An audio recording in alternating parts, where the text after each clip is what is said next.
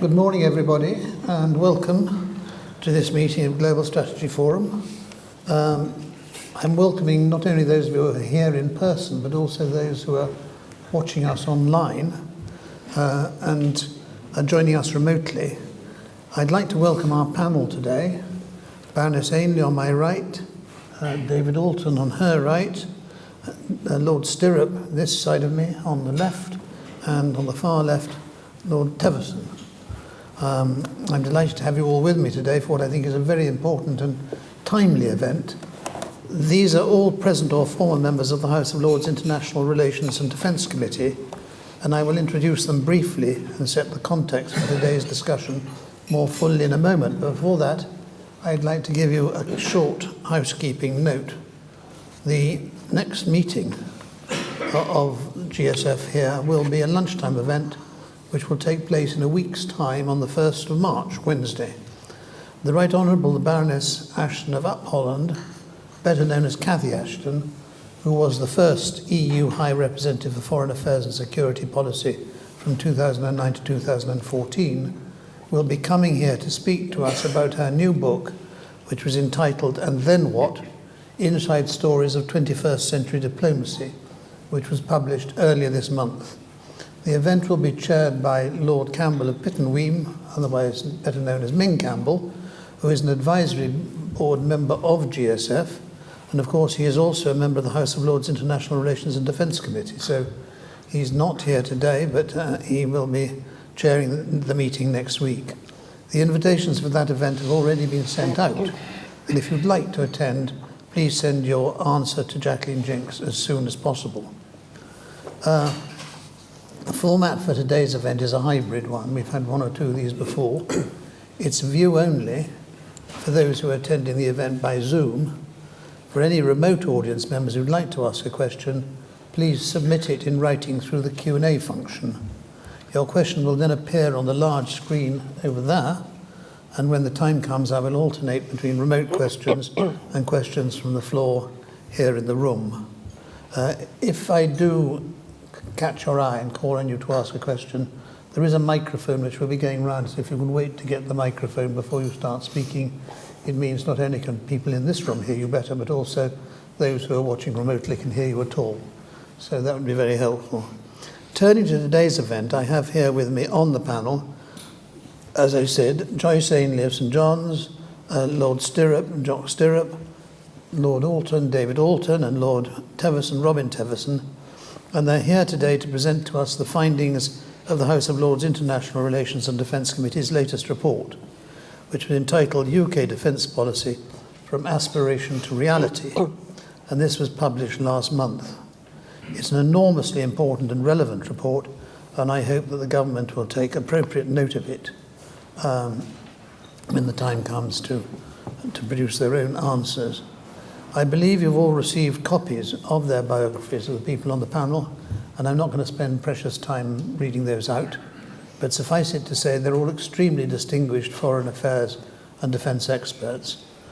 Jock Stirrup in particular, he's also a member of GSF's advisory board, and I know that as a former chief of the defence staff, the subject of this report is very, very close to his heart.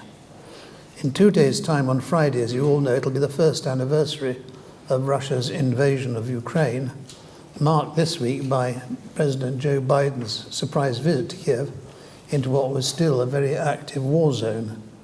Launched just after the invasion, the committee's inquiry set out to explore the challenges of converting the British government's 2021 aspirational statements, which were articulated in the two 2021 documents, the March 21 Defence Command Paper and the Integrated Review, into an effective and operational reality for UK defence. Those assumptions of 2 years ago have certainly been tested by the year-long Russia-Ukraine conflict, and the committee's inquiry has looked into the areas where they have been found wanting. As I say, the government is committed to refresh both of their reports, due to be published next month, and I think they would be well advised to carefully consider the recommendations that the committee has made. But without any further ado, I'm going to ask each of our speakers to talk to us for about 5 minutes, and then I will open up the discussion to questions until we close on the dot of 2 o'clock so people can get away. I'm going to start with Baroness Anelay, who chaired the committee so expertly from 2019 and during the course of the inquiry until January of this year. So I'm going to ask Joyce if you will begin.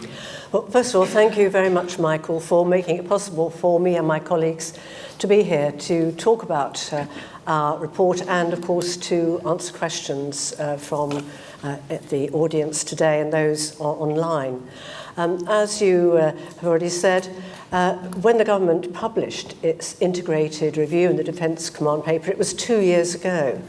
And what the government was trying to do, its objective, was to anticipate the threats and challenges the UK might face in the coming decade, but also what action the government should be taking over the next 4 years, the spending years. And when our select inquiry launched its report just 1 year ago to review the defence policy, we wanted to assess whether those two key strategic documents that had been published were still relevant, appropriate, and indeed deliverable. Our view overall was that the integrated review did not do enough to define priorities and hard choices, and that led to a lack of focus in the Defence Command paper itself. And of course, the momentous changes, geopolitical and economic events in the last year, have posed fundamental challenges. I'd like just to comment on one or two, or a handful, of the conclusions that we reached that really revolve around the changing scene that we've observed over the last year. Of course, the combination of large-scale warfare in Europe and the worsening economic outlook, as well as the mounting tensions between the West and China, have all created security circumstances graver than anything the UK has faced since the height of the Cold War. And after Putin's speech last night, you could almost feel the shiver that he was trying to take us back to that Cold War. The committee condemns President Putin's illegal and unprovoked invasion of Ukraine. We wholeheartedly welcome the government's continued support for Ukraine. Russia's military failures highlight some of its weaknesses, but witnesses to our inquiry stressed, cautioned against complacency, particularly when some of Russia's strongest capabilities as yet remain unused. Given that the conflict in Ukraine remains ongoing, we were very hesitant about coming to any hasty conclusions, of course.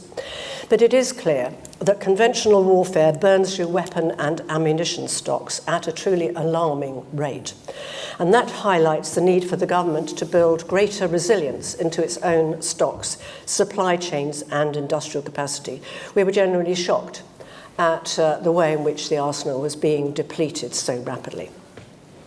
The Defence Secretary has committed to shielding the defence budget from inflation and exchange rate volatility. Mind you, the spring budget in 3 weeks' time will indicate the results of his negotiation with the Chancellor of the Exchequer. I wish Ben Wallace well. The UK has long relied on alliances and coalitions to generate military mass that really we can never achieve on our own. The threat from Russia has underscored the importance of those defensive alliances, especially NATO, and sustaining the credibility of the UK's hard power contribution to NATO, we say must remain a key driver of the UK's military posture. We believe the IR was, of course, right to highlight the importance of our cooperation with our American and European partners. We are concerned, however, that the latter could be undermined by the poor quality of recent UK-EU relations. Resolving those tensions would be beneficial not only to the UK, but to the Western Alliance as a whole. It must happen. The IR emphasised a tilt to the Indo-Pacific, but that was envisaged primarily in an economic and diplomatic context rather than in military terms. We do not, therefore, see the tilt as being incompatible with prioritising NATO and the defence of the Euro-Atlantic. The IR labelled China as a systemic competitor. We believe the government should consider carefully whether this designation is still appropriate or should be more robust. Another important issue, though, of course, is the emphasis, or rather the lack of emphasis, put on the Middle East in the integrated review.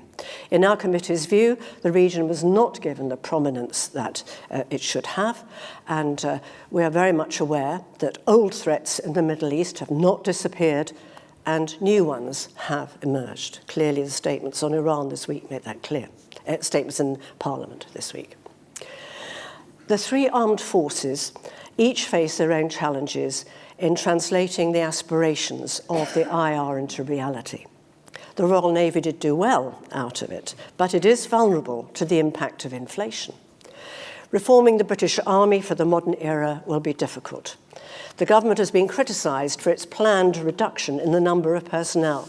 However, we do not see headline troop numbers as the best metric by which to judge Army capabilities. What matters is whether the Army has the equipment and the training to carry out what we all expect of it. Addressing that must be a government top priority. The IR played considerable emphasis on emerging and disruptive technologies, which are sometimes framed as being an alternative to military mass. However, we received evidence that bureaucratic obstacles at the MOD hold back that innovation. One positive step towards a change of culture at the MOD was the establishment of the Secretary of State's Office for Net Assessment and Challenge, and the committee hopes that this will become a permanent feature at the MOD. Last autumn, as Michael said, the government announced it was going to update, to refresh the integrated review and also the military command paper. We hope that the government is going to treat this as more than a political opportunity to say that something's been done. We want to see the real thing. We want to see an opportunity here, not only for the government to set out what's happened in the last year, but to set out this time the priorities and hard choices that must be made if our armed forces are going to be able to do the job that this country needs. Without that, our security would be as naught. I'm next going to invite Jock Stirrup, Lord Stirrup. Thank you very much, Joyce. And good afternoon, everybody. It's important to remember that the decision to launch this inquiry was taken before Russia's latest invasion of Ukraine.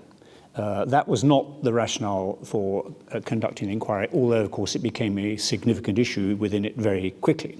The report covers a lot of ground. There are, after all, 64 conclusions and recommendations within it. But it seemed to us at the outset that there was one big issue and two major questions that we needed to confront. And the big issue, as Baroness Anelay has said, is the one of priority and focus and hard choices. I mean, the integrated review and to an extent the Defence Command paper seemed to me rather like my wife's desert island disc list. You know, we hear a piece of music and she says, well, that's on my desert island disc list. And I says, yes, but you've got 200 pieces on the list. The object of the exercise is to get it down to the 8 you'll actually take to a desert island. And the integrated review really didn't do that. The two sort of big questions that came at us right from the outset were, first of all, the question of the Indo-Pacific tilt. What does it mean? What were the consequences? What are the implications for defence? And the second one is this assumption that one can use high technology, disruptive and emerging technology to leverage smaller size forces to create greater effect. Now, I'd like this afternoon just to focus on that second issue, if I may, for a few minutes, and I know that Lord Alton will talk a bit about the first one later. With regard to technology and mass, as the question is often framed, I start from the assumption, as I suspect many do in this audience, that all of our armed forces should be bigger. But that's not the question for this afternoon. The question is to what extent technology can be used to leverage greater capability from smaller force sizes, because that applies whatever the overall size of your force is going to be. And that gives rise, it seems to me, to two fundamental questions. The first of which is that right in principle? And the second is, if it is right in principle, can it be done in practice here within the UK, within our armed forces? Well, as regards the principle, I think the question was addressed by a number of our witnesses, but there was no sort of clear-cut answer. I mean, for example, Professor Sir Lawrence Freedman characterized the issue as a bet that the army's size could be substituted by technical transformation and indeed a reliance on allies. The Defence Secretary, Ben Wallace, does not like the term bet, and I can understand why. In his assessment, the UK doesn't have the same luxury as the United States to try new capabilities and hold on to the old ones simultaneously, and as a consequence, the government needs to be ready, as he put it, to take a leap. We also had evidence from a number of people, some saying that actually you can't substitute technology for mass, others saying that, well, actually you do need technology. And I suppose the conclusion that we drew was that it just simply isn't a binary question. If you think about it, high technology has played a significant part in all sorts of recent conflicts. If we take the example of Ukraine today, it's clear that they have very cleverly used emerging technology to leverage their capabilities to overcome the Russian forces in a number of areas. On the other hand, the Russian forces have been signally incompetent. People have been talking recently about the Russian steamroller. But of course, actually, the Russian steamroller didn't work in the First World War. And the Soviet steamroller didn't work in the Second World War either. I mean, the Soviet success in the Second World War was down much more to the size of the terrain and the climate, ineptitude at the operational and strategic level on the part of the Germans, huge logistical support from the Americans, and actually extremely good emerging technology in terms of aircraft, artillery, and armour. So the issue is not a binary issue, but there is no doubt that modern armed forces rely upon technology to survive and to carry out their mission successfully. And indeed, the debate about the army always seems to revolve around the issue of numbers, and numbers are important. But actually, if you look at the army's own top priorities for investment at the moment, it's first of all stockpiles, which of course is the top priority for all of the armed services at the moment, not just to replace what's been given to Ukraine, but to bring weapons stockpiles back to where they should have been in the first place, ground-based air defence, electronic warfare, and deep fires. So the second question, can it be done? And this is perhaps the more problematic of the two. If I can give you just one quote from one of our witnesses in the inquiry, Michael Clark, who will be known to, I suspect, all of you here, pointed out that spending 2.4% of GDP on research and development by 2027, which is the government goals, which will mean that we come to the average spending of our OECD partners by 2027. That seemed to him, and indeed to us, to be a pretty low ambition if you're relying upon research, development, innovation, and technology. So is enough money going into it in the first place? Then there's the question of the overall ability of the Ministry of Defence to handle these kinds of processes. If I just take a moment to relate one personal experience. When at the beginning of the 2000s, when I was responsible for defence equipment capability, we had no UAVs in service, but clearly they were going to be a significant factor in the armed forces of the future. What I wanted to do was to go and buy 2 or 3 or 4 off the shelf in America and to form a UAV experimentation unit to start using these things to see what they were good at, what they could do, what the challenges were, how we might employ them, how we might support them, and all the rest of it. And by the way, we would then have an embryo capability which we could use should the military occasion arise, as indeed, of course, it did in 2003 in Iraq. Well, I was swiftly put back in my box.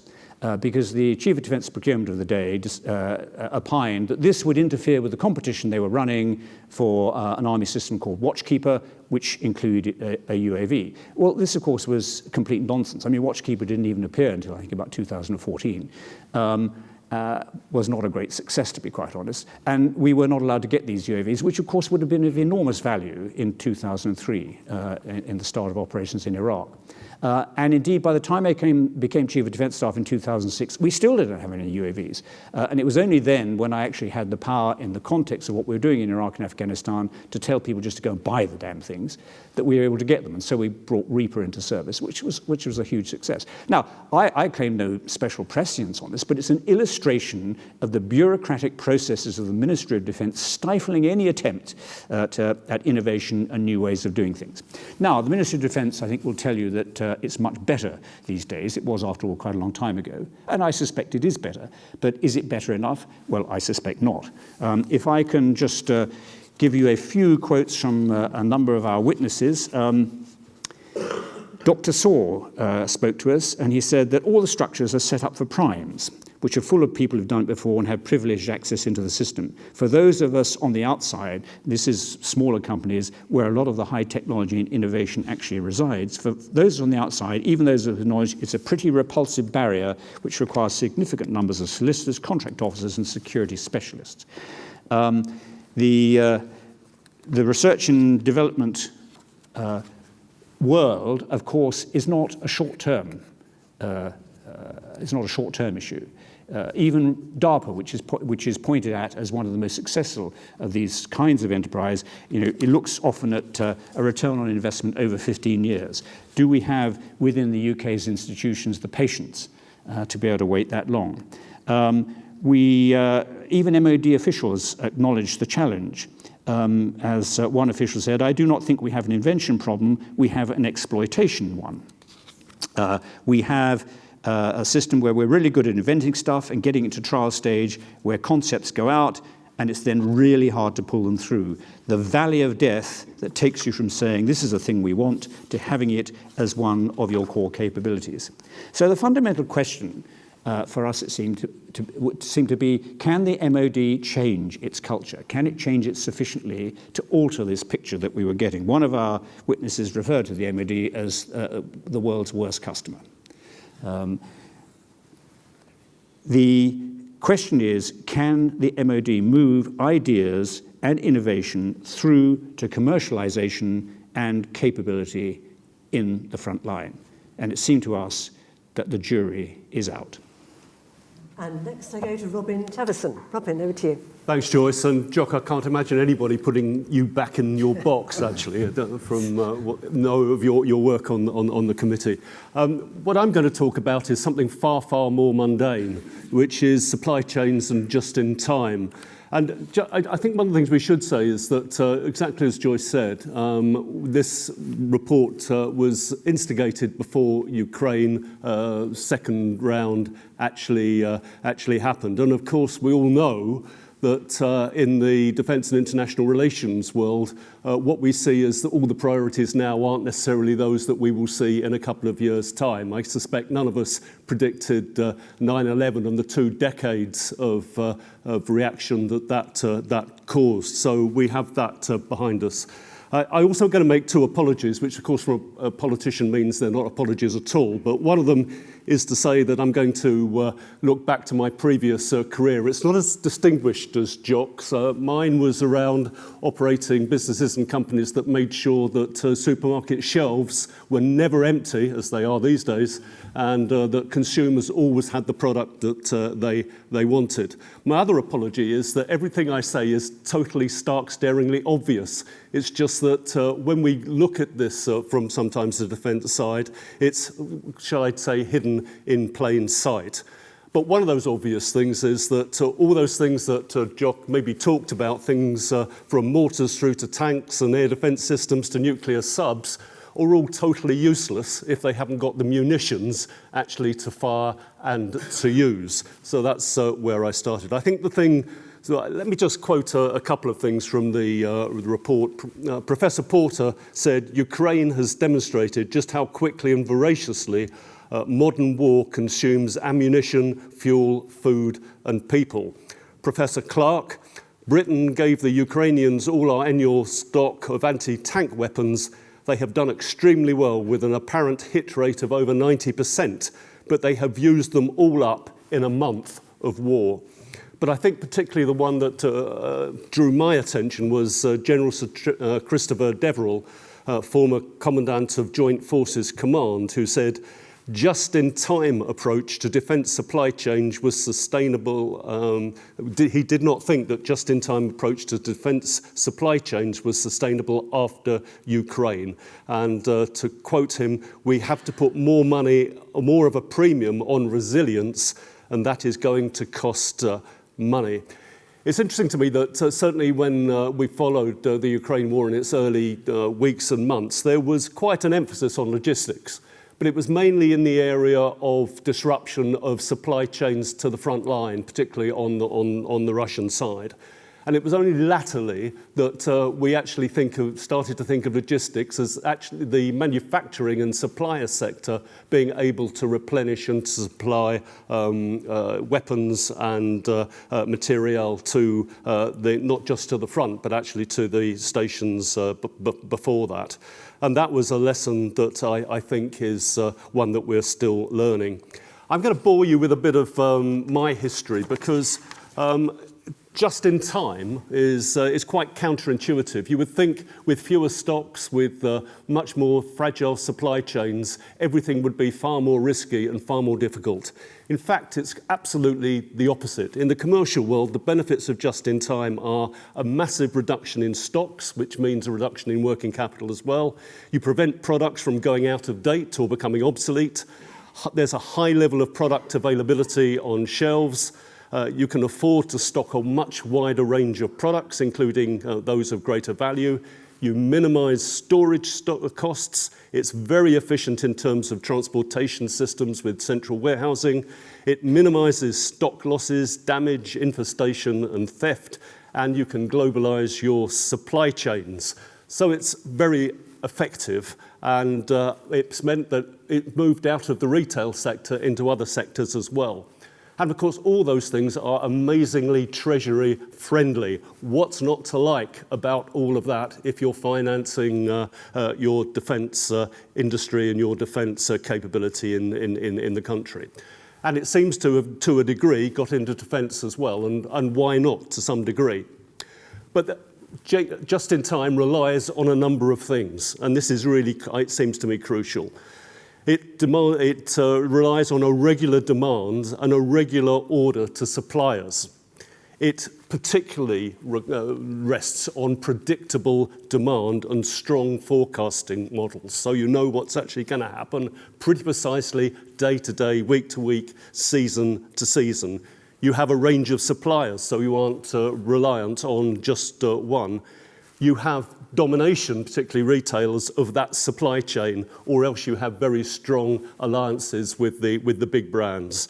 You need particularly sophisticated IT systems, and you want stability. You want to have an economic stability around you. But the key thing is, as well, about just in time is if it goes wrong, it's not fatal.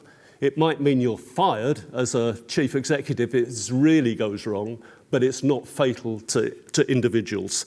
So in the defence sector, is that transferable? Well, clearly things like sophisticated systems are something that the defence industry is even better at.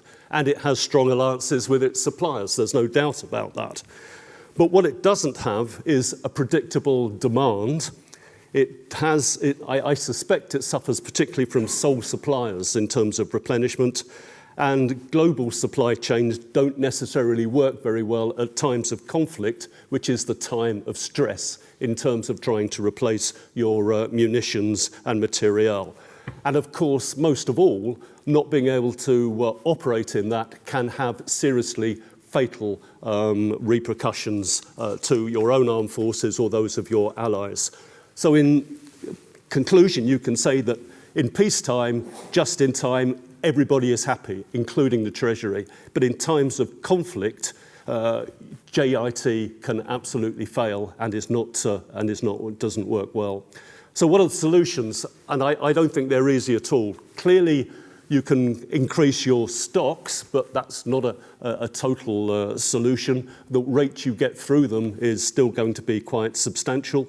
And you maybe have to have your production lines for whether it's munitions or even your more mobile equipment actually in cold storage and ready to reenact. But even those, there are still problems. You may have loss of technical knowledge in your suppliers between when the original products were produced and when you need them. There's the whole area of redundancy, stock that's valuable that goes out of life, very expensive stock in some of these cases. And in terms of warehousing, dead simple in the domestic area, but warehousing munitions, well, there's a number of risks about that. Your local neighbourhood would probably not be too keen if it had a munitions depot next to it. And of course, in times of stress and international conflict, then they become targets and so have to be dispersed. I went back through to the command paper, Defence in a Competitive Age, that came out at the same time. And there's a section there on stronger relationships with business. Now, that's the only section I looked in that, but it said absolutely nothing about this area of resupply of munitions and other equipment. It talked a lot about research, it talked a lot about future generations of sophisticated equipment, but I saw nothing at all about this, and I think that's one of the things that needs to change.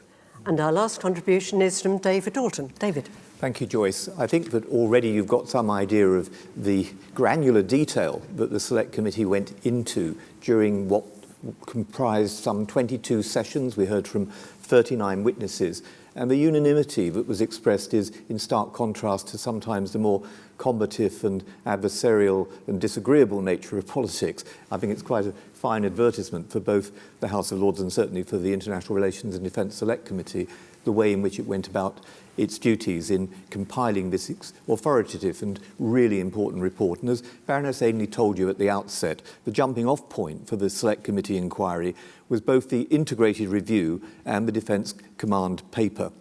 And among the questions that we considered were the statements in the integrated review that our priorities would include a tilt to the Indo-Pacific, and in Chapter 3 of our report, we deal with both China and the tilt. Our committee came to the conclusion that our military priority must remain the defence of the Euro-Atlantic region and an honouring of our NATO commitments, while remaining alive to the threats which have emerged in the Far East. Our comments about China and the Indo-Pacific should be seen alongside the committee's earlier report on China. That was entitled China, Trade and Security and was published in September 2021.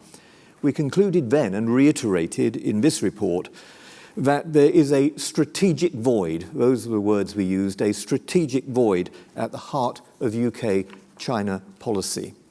We repeated our concern that our policy is cloaked in ambiguity, what Chris Patton said in evidence to our committee in that earlier inquiry, he described as cakeism, and that the highly ambiguous phrase systemic competitor, rather than the word threat, creates uncertainty about what is the government strategy towards China. Is it, as one Prime Minister said, a strategic threat or a systemic challenge, to quote another? It's a question which will have to be considered in the updating of the integrated review, which, as you have heard, will be published, we think, fairly imminently. In our conclusions, we ask whether the competitive framing phraseology is still appropriate, particularly in the light of China's increasingly aggressive posture towards Taiwan and its partnership with Russia. Having our cake and eat it with a nostalgic and wholly unrealistic nod back to the so-called golden era doesn't take into account the developments in Hong Kong, in Xinjiang, Taiwan and the South China Sea, let alone the authoritarian nature of the CCP and the threats to UK security. So what might we do? Well, the committee does see the tilt as demonstrating our awareness of the increasing threat posed by China. And the 2021 deployment of the UK's carrier strike group in the Indo-Pacific was a manifestation of this. But we're also acutely aware of the dangers of spreading ourselves too thinly, which is why the question of whether in the context of increased inflation we'll commit 3% of GDP is central to this and all the other questions that we're considering today. We argue that our response in the Far East must primarily be diplomatic and economic, and that the government must be wary of risking the overcommitment of resources to the Indo-Pacific especially in the light of Ukraine and the deterioration of the European security environment. We welcomed what the Defence Secretary Ben Wallace said about his words, the cornerstone of our security being NATO and Europe, and that will remain so. But we did that in the knowledge that our allies in the United States and alliances such as AUKUS are the bedrock of military strength in defending democracy in that region. And the Chief of Defence Staff told us that the tilt had been strengthened by AUKUS. So, we were struck by the remark of one witness that, and I quote, "We may not be interested in the Indo-Pacific because there is a war in Eastern Europe, but that doesn't mean that the Indo-Pacific is not going to be interested in us." Not going to be interested in us. It shouldn't take the shooting down of spy balloons to wake us up to the increasing threats to the United Kingdom. The threats to our security posed by Xi Jinping's CCP, and we need to do much more to be aware of the enemy within and the enemy on our own doorstep. Whether those dangers are posed by Chinese-produced technology used for surveillance or espionage, tracking devices in ministers' cars, CCP security cameras in government buildings, the widespread use by British police forces of Chinese-made drones, or partnerships between British universities with Chinese institutions, whether it's the danger of infiltration within the Palace of Westminster itself, highlighted by MI5's revelations last year about Christine Lee, or the risks of TikTok or the rest, we have to be far more alert to the dangers which clearly do pose a threat to the United Kingdom. To conclude then, the dependency on China in critical sectors is absurd, and our lack of resilience, our trade deficit with China, which stands at some £40 billion, is deeply disturbing. And recall how German dependence on Russia for energy compromised its initial ability to properly defend democracy and sovereignty. So we mustn't make the same mistake. And a tilt in whatever direction should not distract us from the challenges we face from the CCP much closer to home. Well, thank you all for a very comprehensive and wide-ranging introduction to the report. We now turn to questions, and I'm going to start with one myself, using my position as chairman. I noticed that there was really not much emphasis on numbers. I think, Joyce, you referred to the metric judgment. That rather surprised me, because if you read the newspapers, all the criticism of the present security situation is about numbers. And one of the things I wanted to just ask was, we hear from American generals that we are no longer capable of fulfilling all our obligations to NATO. And I wondered whether the committee had any view on that, as to whether that was the case or not. And secondly, on the question of stockpiling, there must at some moment be a relationship between the number of weapons and ammunition you have and the number of people you have to use it. And I wondered whether any consideration of that balance had been made. Shall I do the political bit, Jock, first, and go to you as the expert on the reality on numbers? Without any criticism of our vibrant and democratic media in this country, it's very easy to get headlines referring to numbers, because if one looks just at the physicality of a number and tries to compare it with previous years, then one's missing the whole real picture about how armed forces have changed in the way they operate over the last decades. Also, it sells papers, it's true, but also it's important that the media do that, because it makes people think, particularly, I think, in the political world.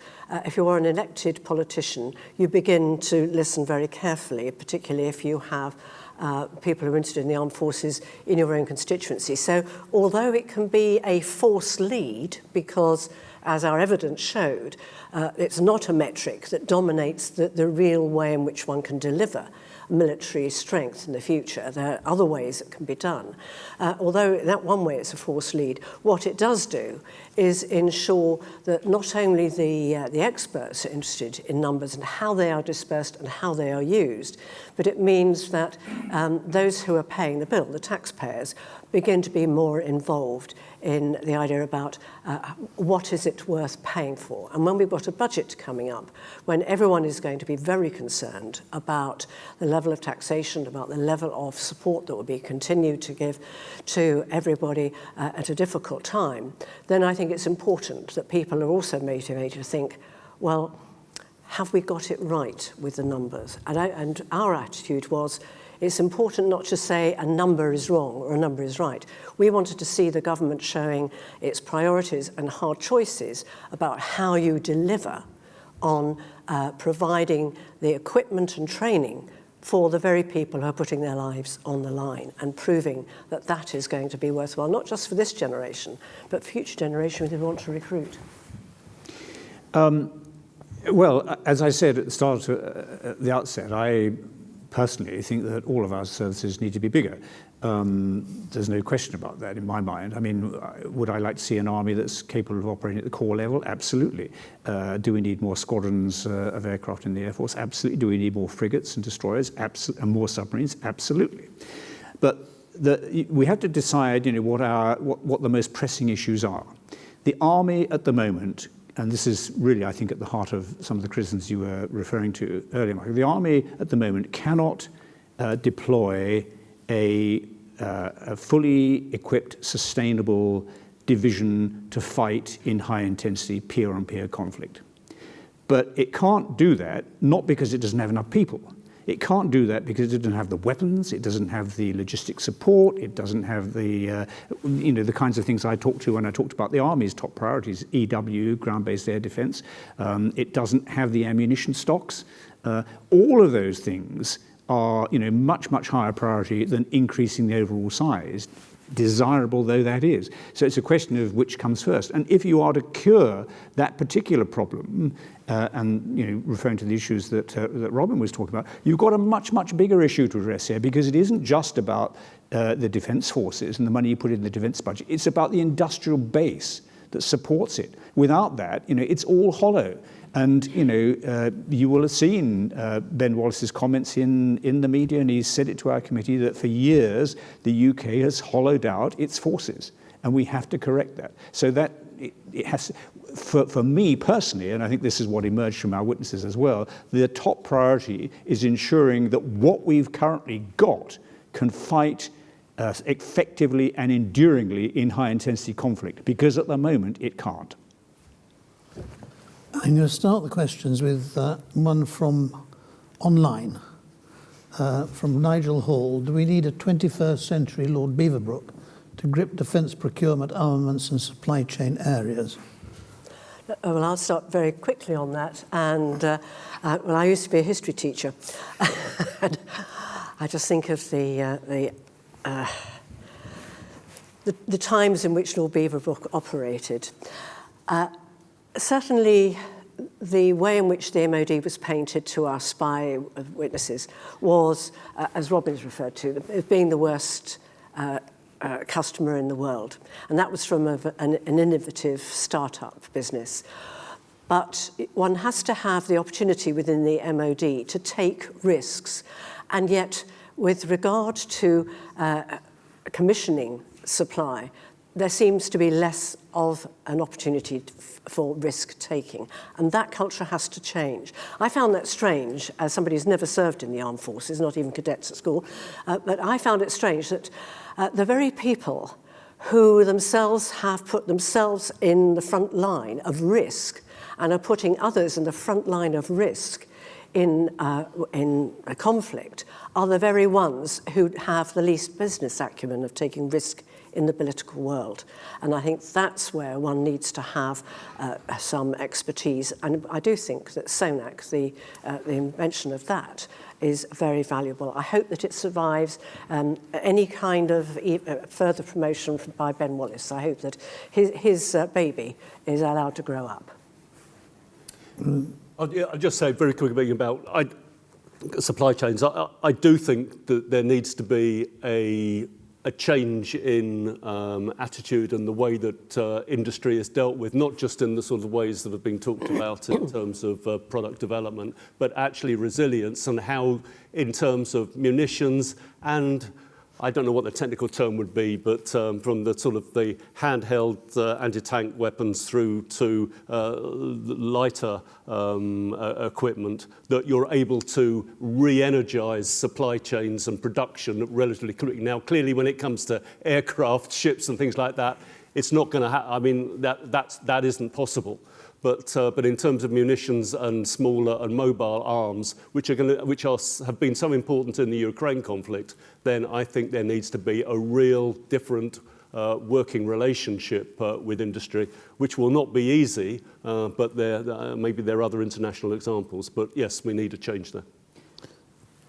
Did you want to say that? Gentleman here. It's you, sir. Thank you. Can you introduce yourself? My name is John Dobson. I write for the Indian Sunday Guardian. I note the granular nature, I think that was Lord Alton's word, of your report. But I wonder, did you allow yourself any time to elevate yourself thinking to outside the box for incredible efficiency, for making great efficiencies by, say, disestablishing the Royal Air Force? And this is the old, I know it's the old question, and putting it into the Army and to the Navy. It seems to me that rather than granular savings, you can make massive efficiency savings in doing so. Or is that sort of idea out of the question? Sure. Well, I mean, first of all, you have to remember that this is an inquiry. So what we are reporting is the evidence that was given to us and the conclusions and recommendations that can be drawn from the evidence. So, we are not actually dictating the answers. This is an inquiry, witness-driven inquiry. On your question, actually, I think your proposal is, which of course is been made in a number of fora and a number of times, is completely wrong. Of course, I would say that, but the plain fact is that you have to divide up your organisation somehow. You can't just have one great monolithic block. And the way we divide it up in defence, very sensibly, is environmentally. And the fundamental reason for that is that fighting in the three environments at their core is fundamentally different. Require different training, different mindsets, different tactics, different logistics, different support arrangements, and all the rest of it. So organisationally, it makes sense to do that. But people talk about, for example, an independent air force. We don't have an independent air force. The head of the air force can't decide, what aircraft he's going to buy and whether he should sell this and do that. I mean, he's part of a large defence enterprise, just one part of it. So that's just to answer your specific question. But the broader question is that it wasn't for us to decide what the answers should be and how we should approach this. We take the evidence that's given to us and draw conclusions and make recommendations based on that evidence. David Alton? I'd simply add to that, but I think moving around the deck chairs is often a mistake. I mean, a fundamental problem here is the resourcing of the armed forces. And although we may not have a Beaverbrook, we do have, I think, in our defence sector, in Ben Wallace, a very formidable cabinet member who is fighting his corner at the moment with the Chancellor of the Exchequer. That's the really interesting battle that's going on. I mean, it's not that we're not spending money. We're spending about £46 billion on our defence budget. I think it's the second highest in NATO. But the issue is, will that be enough to meet our ambitions? Is it enough to meet the priorities that are spelled out in our report? And we would say, no, it's not. And so therefore, you then get down to the question of money and nuts and bolts. 3% is what Jeremy Hunt himself said a year ago was his ambition for defence expenditure. And in the battles that are going on at the moment between the Treasury and the MOD, that I think is the issue that will emerge.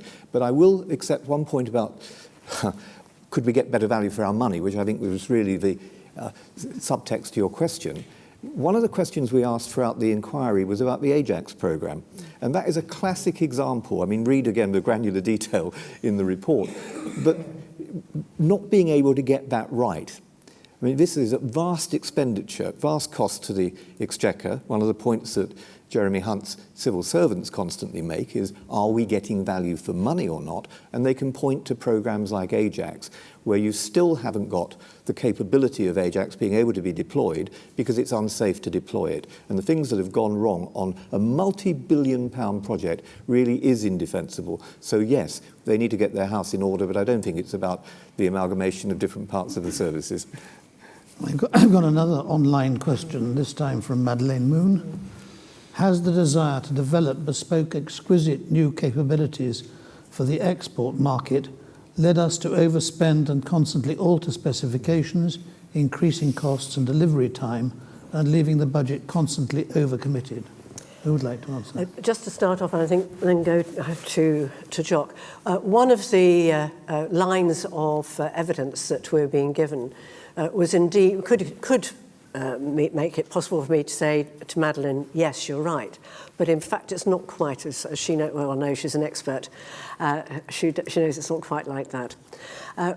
Certainly, some of the alteration of specifications needs to be done because constantly the innovation is meaning that there has to be some change.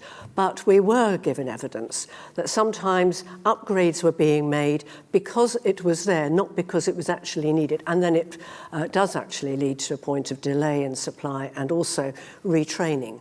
On the other hand, and I went to see the Tank Museum over Christmas. It's very much brought in mind about the fact that there's a lot of work that's being done with Challengers to upgrade those. That's important. So, and that will be effective. But that's done within an envelope of proper costing and understanding of how the product's going to work for our troops at the end. And Madeleine's bringing in a very important point about, are we focusing too much on trying to export?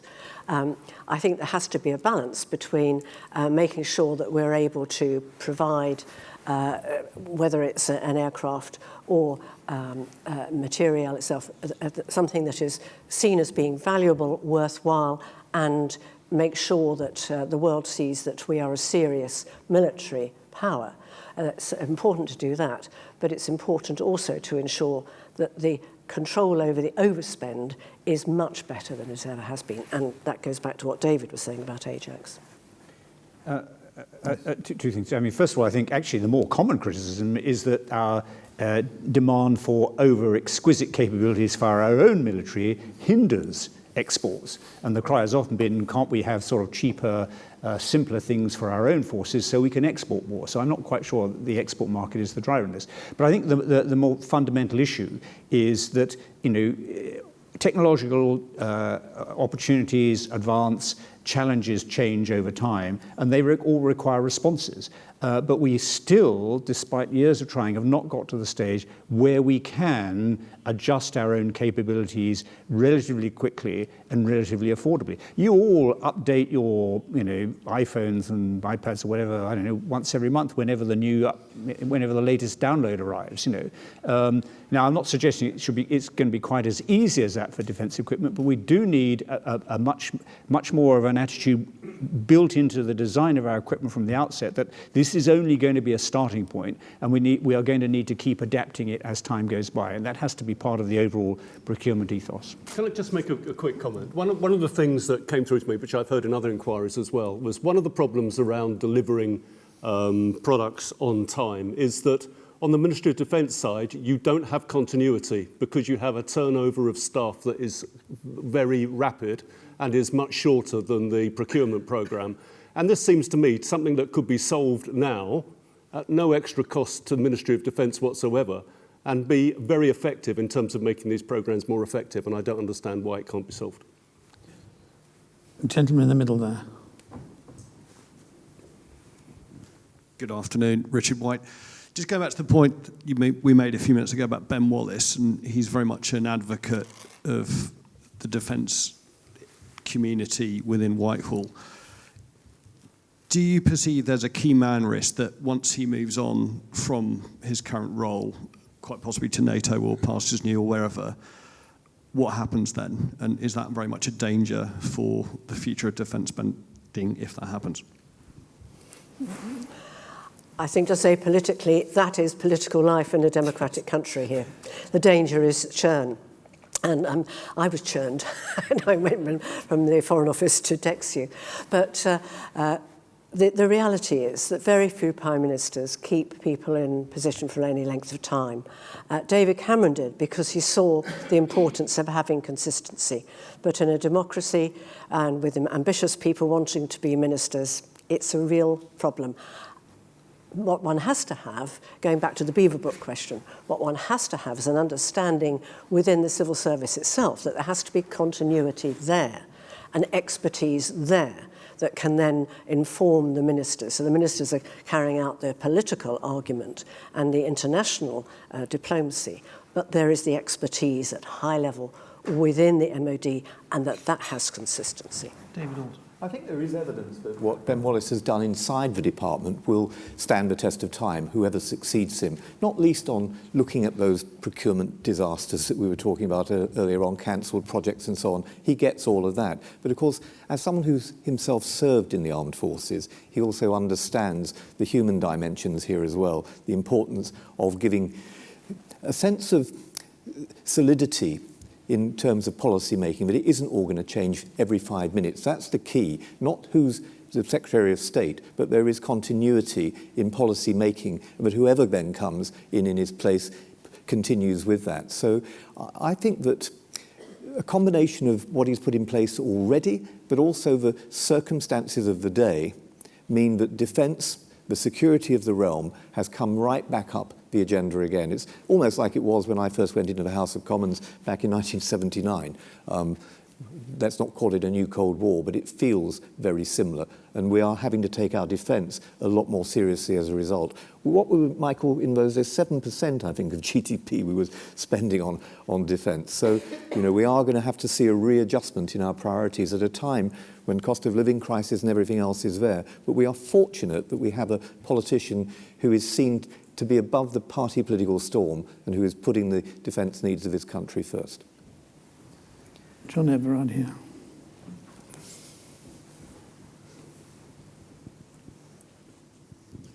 Thank you, Jackie. John Everard. You've pointed out various shortcomings in the MOD, bureaucratic obstructionism, a failure to adopt new technologies, and perhaps a failure to grasp various other nettles. Did you come to a view on how the MOD compares with the opposite numbers? I mean, do you think that the Chinese MOD is more or less constrained in that way, or the Russians? I think the reality is, if you're in a single-party state, which effectively decides exactly, David is the authority on the surveillance state that there is in China, where there is utter control, then that is a very different animal. And we obviously have to take more risk. We're in a democratic country. But we have to be able to have the courage to ensure that the way in which we take that risk is based on good advice. And there's plenty of good advice around. But that's a tough question. I don't want to end up in being anyone to be a dictator, let alone myself. I think the questioner actually has probably the answer himself to this question, because he was, after all, our British ambassador in North Korea.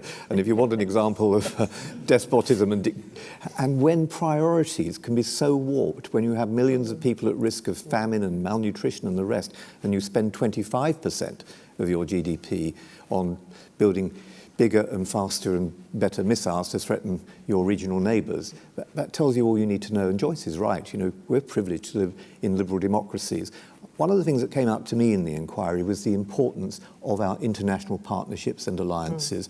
And whether it's NATO or AUKUS or our bilateral relationships, all of those are hugely important. And you have, therefore, to, as we do in the report, to look at what we bring in critical mass together in all of those partnerships. So it's not just the United Kingdom standing on its own, but I do think we need to look at the growth of authoritarianism and dictatorships around the world with rather more apprehension than we have done hitherto. Well, I agree with that, but I don't think it's at all clear that autocratic systems are better in regard to the question you asked.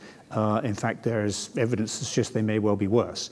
We have no problem with generating ideas. Our problem, as I indicated earlier, was actually pulling them through to commercialisation and frontline capability. And it's the business end of it that's failing, to be quite honest. But we should be sharing our experience on the one area where we felt we've moved backwards was our relationship with France, and that relationship needs to be mended and be a lot closer again into the future. That was one area particularly that of our policy recommendations. Yeah. I've got time for one more very short question. I'm going to take the gentleman at the back there. Councillor Noel Hadji-Michael from the National Liberal Club. As a lowly politician, should we have a cost of security debate as we have a cost of living crisis debate? And if so, can we have lessons from Sweden, Finland and the Baltics as to how to mobilise your society for this security debate? So I just missed the very last of it. It sounded as if the Baltics, but I couldn't actually quite hear. Can we use any wisdom from the Baltics, Sweden and Finland as to how to have everyone on the team in this serious debate? Yes, indeed. And yesterday I was fortunate enough to meet the Latvian delegation who are currently here. And I was with the members of the European Affairs Committee, and we discussed this exact point. They raised the issue. And I think there is certainly much value and virtue in looking at the way in which the Baltics have worked together and how the UK can ensure that, whilst being a very valued member of NATO, and that being the prime way forward, that we also are far more aware of our bilateral work that we can do and what we can learn from the way in which the Baltics have organised themselves, these matters. Yeah. Thank you very much. As you know, I always close this at precisely 2 o'clock, and it is now precisely 2 o'clock. So sadly, I'm going to have to draw this session to a close. There are a number of other people who wanted to ask questions, and hopefully we'll come back to this topic again sometime. But in the meantime, can I, on your behalf, thank our panel today for having given us a very interesting overview of their report.